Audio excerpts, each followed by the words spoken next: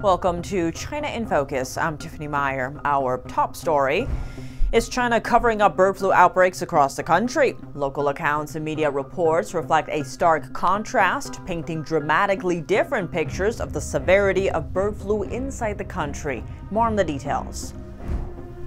President Trump says a deal on TikTok will be decided before the Saturday deadline. Here's more on what he says about the app's potential buyers. The U.S. must be prepared for war in order to seek peace. That's the word from Secretary of Defense Pete Hegseth on his planned military upgrade with Japan to counter China. Those who long for peace must prepare for war. We must be prepared. And Thailand orders an investigation into why a high-rise collapsed during a massive earthquake. The skyscraper was built under China's Belt and Road Initiative.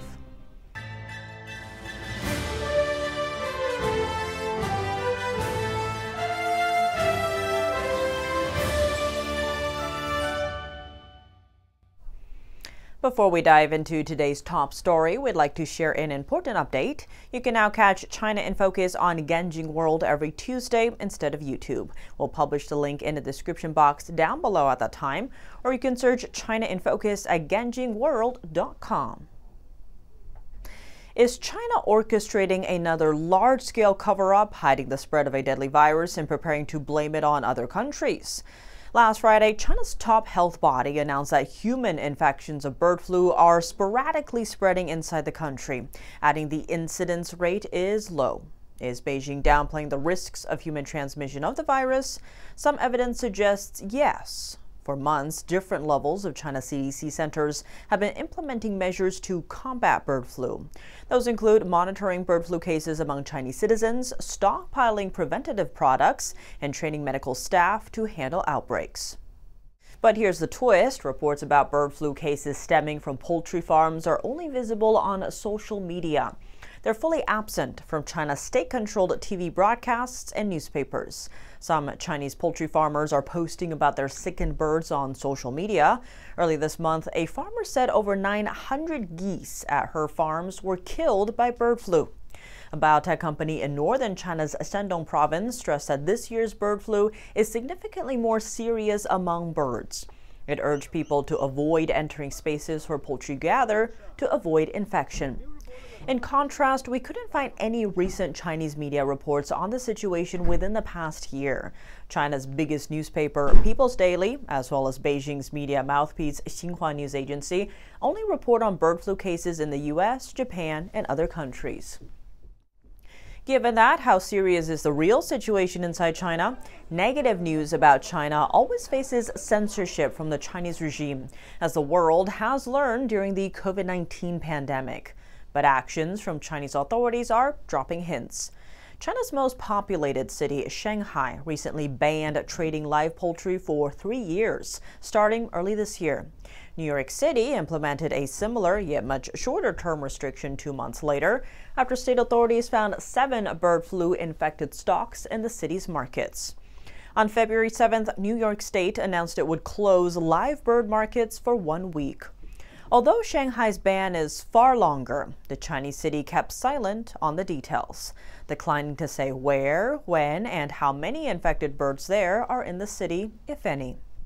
But failing to inform the public on details could prove highly dangerous. According to the World Health Organization, bird flu carries a severe 54% fatality rate in humans. 2 months later in Shanghai, a hospital started requesting information from patients about any contact they may have had with live poultry. That's still without telling them why, and without disclosing information of human cases. Now, insider sources and local reports are disclosing that the bird flu virus is widely spreading in their cities. 2 weeks ago, a province in eastern China held an emergency medical drill in response to an unnamed infectious disease. China's military forces and other state-level experts participated. And in northern China, one city published a blueprint for a massive makeshift hospital. Facilities like this one are designed to isolate patients sickened by infectious diseases. What's more, one province in southwestern China is looking to source test kits for bird flu in humans. We'll keep you posted on the virus situation in China as it develops. You can find more related reports on NTD's China News section. President Donald Trump says a TikTok deal will happen before a deadline this Saturday. The app is owned by Chinese company ByteDance. Trump set the deadline back in January for it to find a non-Chinese buyer or face a U.S. ban on national security grounds. Trump told reporters on Air Force One on Sunday that interest in TikTok was high. We have a lot of potential buyers. There's tremendous interest in TikTok. The decision is going to be my decision, as you know, through Congress. They've given me the power to make the decision. I'd like to see TikTok remain alive. TikTok did not immediately comment. Washington says TikTok's ownership by ByteDance makes it beholden to the Chinese government, and that Beijing could use the app to conduct influence operations against the United States and collect data on Americans. Reuters reported on Friday that private equity firm Blackstone is evaluating making a small minority investment in TikTok's U.S. operations, according to sources. Trump previously said he was willing to extend the April 5th deadline if an agreement over the social media app was not reached. TikTok's future has been up in the air since a 2024 law required ByteDance to divest TikTok by January 19th. The White House has been involved to an unprecedented level in the closely watched deal talks, effectively playing the role of an investment bank. U.S. Defense Secretary Pete Hegseth reaffirmed the U.S. commitment to working closely with Japan. That's to counter, quote, aggressive and coercive actions by the communist China. On Sunday, Hegseth met with Japanese Prime Minister Ishiba and Defense Minister Nakatani in Tokyo. Here's what Hegseth had to say. America and Japan, we seek peace. But as my first platoon motto says, those who long for peace must prepare for war. We must be prepared. Hegseth explained what America first means for the Indo-Pacific region and U.S. allies there. As you know, President Trump has said America will reestablish peace through strength. President Trump has also made it very clear, and we reiterate, we are going to put America first. But America first does not mean America alone. America's warriors stand shoulder to shoulder every day with their Japan Self-Defense Force counterparts. Our forces operate and train together across all domains to uphold deterrence. America and Japan stand firmly together in the face of aggressive and coercive actions by the Communist Chinese. Hegseth said the Defense Department has started upgrading the U.S. presence in Japan to the level of a joint force headquarters. This upgrade will improve our ability to coordinate operations with Japan's own Joint Operations Command, or JJOC. It also increases our readiness to respond to contingency or crisis, support U.S. operations, and help Japan and U.S. forces defend this territory. The United States currently has about 54,000 troops stationed in Japan. They report to the U.S. Indo-Pacific Command in Hawaii. China's aggression is rising, and so are concerns at the Panama Canal. To unpack the details, we spoke to Alex Gray, former Chief of Staff at the White House National Security Council. Alex, how are U.S. allies in the region, as well as China, seeing the security there under a new administration? Well, I think what you're seeing is this is an administration that's main critique of President Biden's team was the collapse of deterrence. And a lot of this obviously had to do going back to his first year in office with the disastrous withdrawal from Afghanistan, the inability to deter Ukraine and Russia and from invading Ukraine, and frankly, the mixed signals that were sent throughout that process. I think it's hard to overstate the importance of the collapse of the military balance between the United States and China in the Indo-Pacific as one of the major reasons that we've lost significant deterrent capacity. The perception by allies and by the Chinese Communist Party that the United States is losing the capacity to actually deter and, if necessary, to intervene successfully to resist Chinese aggression is destabilizing the region. And I think that this critique has been one of the central premises of the Trump team going back to shortly after he left office the first time. And I think it's a welcome sign. You know, you've seen President Marcos, the Japanese, the Australians, I think warmly welcome the idea that the United States is going to take deterrence seriously and resource it with the seriousness that it deserves. And over in the Indo-Pacific, China has been showing more aggression over the past few years, whether it's ramming Philippine Coast Guard vessels or blocking them from resupply missions or arresting Taiwanese fishing boats. Will China be less intent on invading Taiwan with President Trump in office?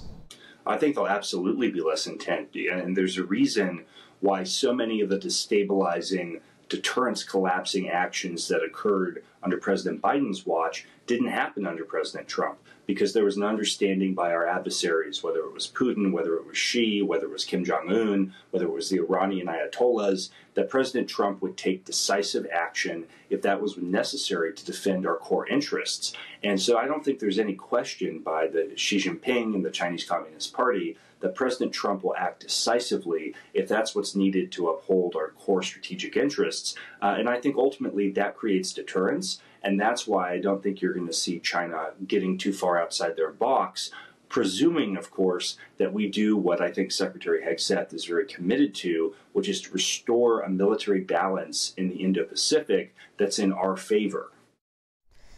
The death toll of the earthquake in Southeast Asia has surged past 2,000. Burma, or Myanmar, marked the epicenter of Friday's 7.7 magnitude quake.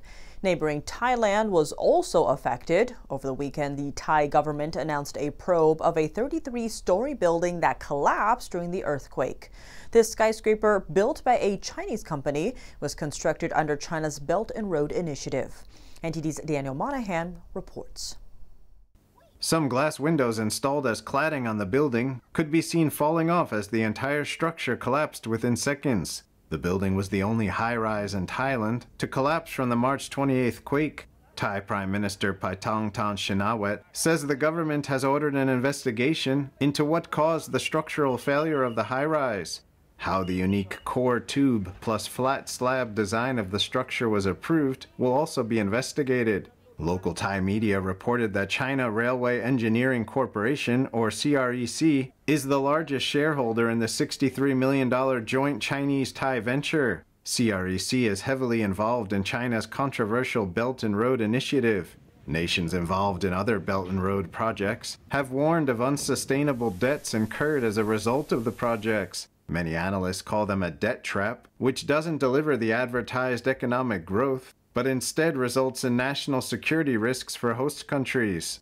Thai officials on Monday said they were investigating metal and steel parts taken from the quake-hit construction site in Bangkok. An anti-corruption watchdog had flagged irregularities in the construction of the skyscraper. A government official said Monday that signs of life were detected at the site. A second ago, we actually found one of the signals. And this is why we're trying to cooperate together so that we concentrate on the technical team, how we're going to get through to the signal that we actually capture. Thai senators kept a set of personal protection equipment next to each of their seats in the country's parliament on Monday for their first parliamentary session since the earthquake. The senators also held an evacuation drill on Sunday. Daniel Monahan, NTD News. Coming up, citing cases of Chinese students caught snooping on U.S. military bases, lawmakers are pushing a bill to block Chinese citizens from getting student visas. Is an all-out ban the solution? 3 manufacturing giants in Asia are meeting for their first trade talks in 5 years. More on a plan between China, Japan, and South Korea to fend off Trump tariffs. And Taiwan is investigating whether China poached talent in the microchip industry. The technology is key to the U.S.-China competition. More on that after the break here on China in Focus.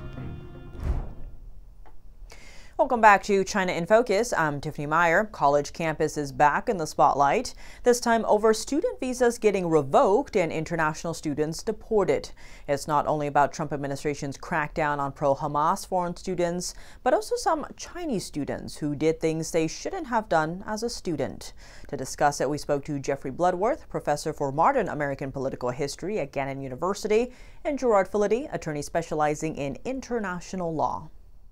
Jeffrey, zooming out a bit here, it's not just the pro-Palestine wing that's in focus. China is another one. We have Congressman Riley Moore. He introduced the Stop CCP Visas Act. That's following several cases where Chinese students have been caught spying on U.S. military bases or stealing advanced technology from American companies. It's co-sponsored by 5 Republican lawmakers.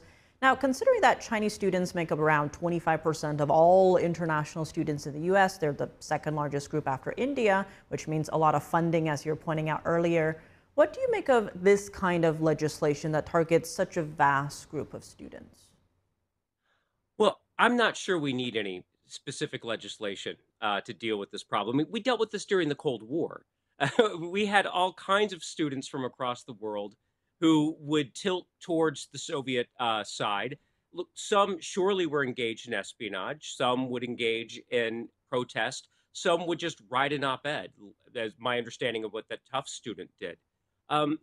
We have decades of experience of dealing with potential espionage from students or whoever it might be. I think the laws we have on the books are kind of up to the task of managing this. I mean, we managed it in the Cold War. I believe we can manage it in the 21st century. And Gerard, you and I have spoken about the China threat in general many times, but in terms of this legislation, it is true that there have been cases of Chinese students spying or stealing IP from companies and military bases. But can the U.S. legally just stop handing out student visas to an entire country? It can, especially if there is a national security justification for doing that. We're not looking at a protected class. We're not looking at discrimination on the basis of religion, for example, selectively determining that people of a certain religion can't enter the country or a predominant religion can't. This is a targeted list of students, essentially, of countries. And we've had this before in our history when we've been more restrictive with visas or the ability of foreigners to enter our country from specific places, especially when we had the Cold War from countries that were within the Soviet sphere of influence. So this is something that has been supported and sustained by courts before. This is entirely procedurally valid, and there shouldn't be any legal impediments to this. It is, however, a political issue, and it's hard to see where especially Democrats are going to come down in support of this. A lot to watch out for here for sure. Jeffrey Bloodworth, Gerard Filitti, thank you both so much for joining us. Thank you. Thank you. 3 Asian export powers are bracing ahead of President Donald Trump's April 2nd tariffs. Over the weekend, South Korea, China, and Japan held their first economic dialogue in 5 years, seeking to facilitate regional trade. China, Japan, and South Korea held their first trade talks in 5 years on Sunday, amid concerns over U.S. President Donald Trump's import tariffs. The 3 Asian manufacturing giants agreed to, quote, closely cooperate for a comprehensive and high-level talks to improve free trade in the region. That's according to a statement released after the meeting. Trade ministers from the 3 nations met ahead of Trump's planned announcement on Wednesday of more tariffs in what he calls, quote, Liberation Day. Last week, Trump announced 25% import tariffs on cars and auto parts, a move that may hurt companies, especially Asian automakers, which are among the largest vehicle exporters to the U.S. Seoul, Beijing, and Tokyo are major U.S. trading partners, although they have been at loggerheads among themselves. Disagreements over issues, including territorial disputes, have prevented them from making any substantial progress on a trilateral free trade deal since starting talks in 2012. The ministers agreed to hold their next ministerial meeting in Japan. Japan's finance minister says he'll stay in close contact with the U.S. when it comes to exchange rates. Earlier this month, President Trump said he told leaders of China and Japan not to weaken their currencies to boost their exports. Japan's finance minister Katsunobu Kato said on Monday he'll stay in close contact with Treasury Secretary Scott Bessent on exchange rates. Earlier this month, President Trump said he told the leader of Japan not to reduce the value of their currencies. I've called President Xi, I've called the leaders of Japan to say you can't continue to reduce and break down your currency. You can't do it because it's unfair to us. Japan's finance minister says Japan and the U.S. share the consensus that currency rates should be determined by markets and that excessive, disorderly currency movements could negatively affect economic and financial stability. He says Japan plans to discuss this issue with Secretary Bessent at the G7. Reporting from Taiwan, Joy Chu, NTD News. The Chinese Communist Party isn't just luring high-tech talents from the U.S., its search extends to Taiwan as well. The island produces 90% of the globe's high-end semiconductors. Let's take a look at what Beijing is doing. Competition in the semiconductor space is serious. So serious that China's largest chip maker is accused of creating a shell company to lure tech workers from Taiwan. Taiwan's Justice Ministry says SMIC set up a Samoa-based subsidiary to illegally poach engineers. Few details were released except that the company operated next to Taiwan's main semiconductor hub. That's where the world's largest contract chip maker, TSMC, is headquartered. Given Taiwan's dominance in making advanced semiconductors, it has stepped up efforts to stop Chinese firms from stealing know-how and talent. That's all for today's China in Focus. I'm Tiffany Meyer. If you have any feedback on the show or have something you'd like to see us cover, send us an email at chinainfocus@ntd.com. We'd love to hear from you. For on-the-clock original news coverage, visit us at ntd.com or download our NTD app. Thanks for watching. See you tomorrow.